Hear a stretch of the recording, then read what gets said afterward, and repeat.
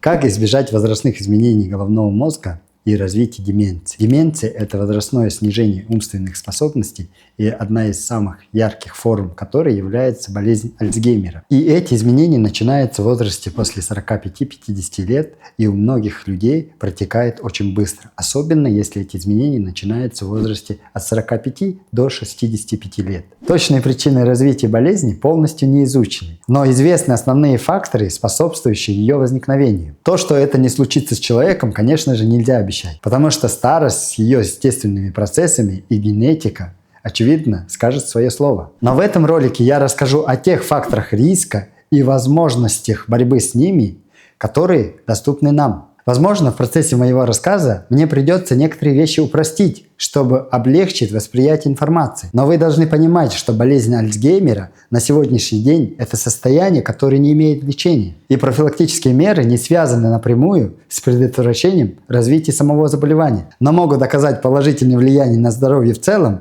и снизить риски деменции. Первый фактор риска – это сосудистые заболевания. Первый – это артериальная гипертензия. Даже артериальное давление 140/90 является гипертонической болезнью первой степени. Всевозможные напряжения, которые накапливаются в шейном отделе позвоночника, что является причиной ухудшения оттока венозной крови из головы, что опять же может служить нарушением кровообращения сосудов головного мозга. Все эти сосудистые заболевания приводят к тому, что в головном мозге накапливаются бета-амилоидные пептиды, которые, в свою очередь, оказывают токсическое воздействие на нейроны и вызывают гибель клеток головного мозга. Второй фактор риска – это вредные привычки. Курение и чрезмерное употребление алкоголя. Курение, как мы все знаем, это самый агрессивный фактор негативного воздействия на сосуды. Разрушает наши сосуды, особенно сосуды головного мозга и шеи. Хорошая новость в том, что курение зависит от нас. То есть мы решаем, курить или не курить. А вот гипертоническая болезнь – это как эссенциальное заболевание, то есть болезнь, которая не имеет первопричину, неизвестную причину. Она от нас не зависит, она либо возникает, либо не возникает. Чрезмерное употребление алкоголя увеличивает риски развития деменции, так как алкоголь напрямую оказывает токсическое действие на головной мозг. И третий фактор – это ожирение. Ожирение в возрасте от 35 до 65 лет может увеличить риск развития деменции до 30%. Это вывод анализа, который сделан на базе 19 различных долгосрочных исследований. Этот же анализ показал интересную вещь. Избыточный вес, но не ожирение, не несет в себе тот же риск развития деменции. Другие исследования показали схожие результаты. Отсюда следует, что с большой долей вероятности мы можем говорить, что ожирение несет большой риск развития деменции. Именно ожирение в этом возрасте. И когда мы говорим про ожирение, я все-таки имею в виду, что это накопление внутреннего жира. Когда у нас растет, о чем я часто говорю, объем талии. Люди могут иметь худое телосложение, но при этом у них может быть ожирение. Именно накопление внутреннего жира. И вот это накопление внутреннего жира является благодатной почвой для развития многих заболеваний. Там же говорится о том, что это может быть по разному сценарию пойти. По сосудистому, как раз-таки результатом которой является деменция. Да? По метаболическому типу, результатом которой является развитие сахарного диабета второго типа с последующими разрушением сосудов. Не пропустите, в конце ролика я дам советы по профилактике. А пока четвертая причина – это стресс и негативные мысли. Когда я говорю о негативных мыслях и стрессе, здесь я имею в виду это беспокойный наш, постоянно тревожный ум, который заставляет работать наш головной мозг все время, 24/7. Для начала я хочу отметить важную вещь, что стресс не является прямой причиной развития деменции.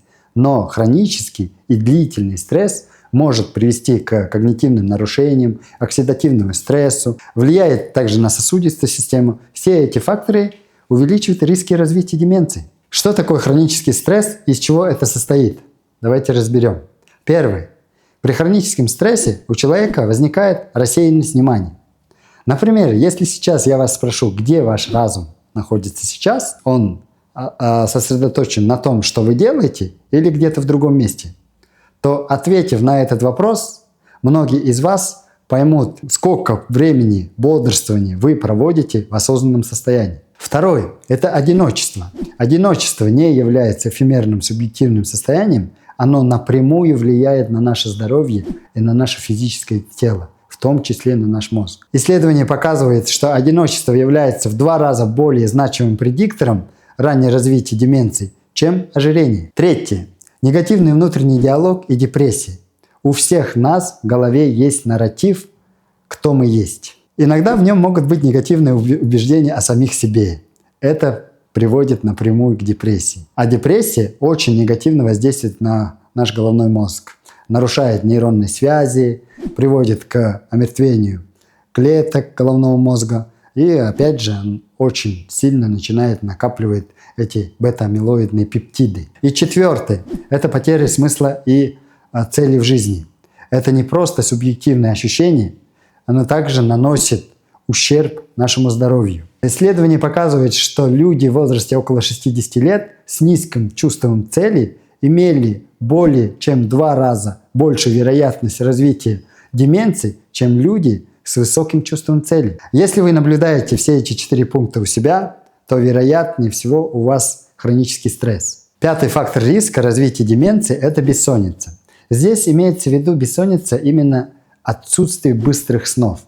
Вот бывают люди, которые спят по 12, по 15 часов, да? Все равно проснувшись, чувствуют себя разбитым, нету свежести, как будто не выспались, еще хочется спать.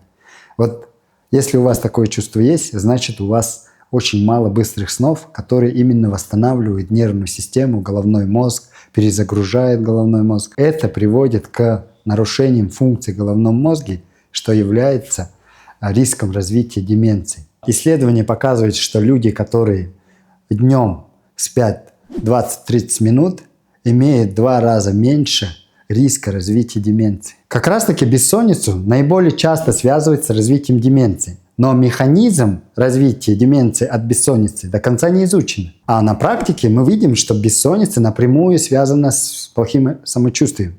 Это приводит к увеличению стресса, да?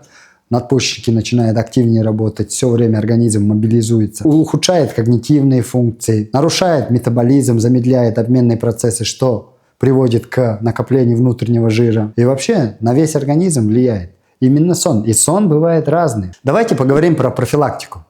Начнем по списку. Гипертоническая болезнь. Если у вас давление 140/90, это не ваша особенность. Это гипертоническая болезнь 1 степени. И надо это лечить. И это лечится не таблетками, а изменением образа жизни, питания, двигательной активностью, применением разных процедур можно, иглоукалывания, массажа, остеопатии, прием травяных сборов. Не нужно сразу бежать принимать гипотензивные препараты, если у вас давление 150/90 и ниже. Второй совет для профилактики – это вредные привычки. Если вы курите, нужно бросать курить. Но если у вас не хватает собственной силы воли для того, чтобы бросить курить, вам в этом может помочь иглорефлексотерапия. Очень многие пациенты приходят к нам в клинику и ставят иголки, и это помогает им бросить курить. Что касается алкоголя, если вам хочется каждый день выпить, или вы не можете после новогодних праздников остановиться, скорее всего, это алкоголизм. У меня тоже бывают праздники, когда приглашают друзья туда-сюда. Если я пью 2-3 дня и больше, я всегда осознаю этот факт и себе говорю: хватит, все, дальше не стоит пить. Третья профилактика – это борьба с ожирением. Ожирение считается тогда, когда у нас объем талии больше, чем у мужчин половины роста в сантиметрах, а у женщин больше 48% от роста в сантиметрах. Если у вас есть ожирение, вам нужно похудеть, и вы любите сладости, не можете отказаться от них, ешьте сладости только по утрам. Если вы переедаете, делите все порции на 2 части. Ешьте половину. И всегда имейте в виду, что нужно съедать в первой половине дня больше, чем во второй половине. То есть завтрак должен быть утром с 7 до 9, обед с 12 до 2, как всегда я говорю, и после 7 ужин, то есть с 5 до 7, и после 7 ничего не есть. И самое главное, всегда имейте в виду, есть закон сохранения энергии. Все, что мы съедаем, измеряется в килокалориях. И если вы хотите похудеть, вы должны сделать так, чтобы меньше килокалорий поступало, чем вы тратите. Но здесь имейте в виду, Когда вы уменьшаете калорийность в еде и употребляете больше салатов, большие по объему, то добавленные туда майонез или оливковое масло очень калорийны. Далее, профилактика стресса и бессонницы. Ну, здесь они взаимосвязаны. Если будет у вас хороший сон, вы обязательно должны иметь в виду не продолжительность сна, а качество сна. Продолжительность на самом деле 7 часов для взрослого человека – это хороший сон. Чтобы улучшить качество сна, вы должны спать в темном, прохладном помещении, без никаких отвлекающих внешних устройств. Если нужно, телефоны заряжайте не в спальне, а в других комнатах.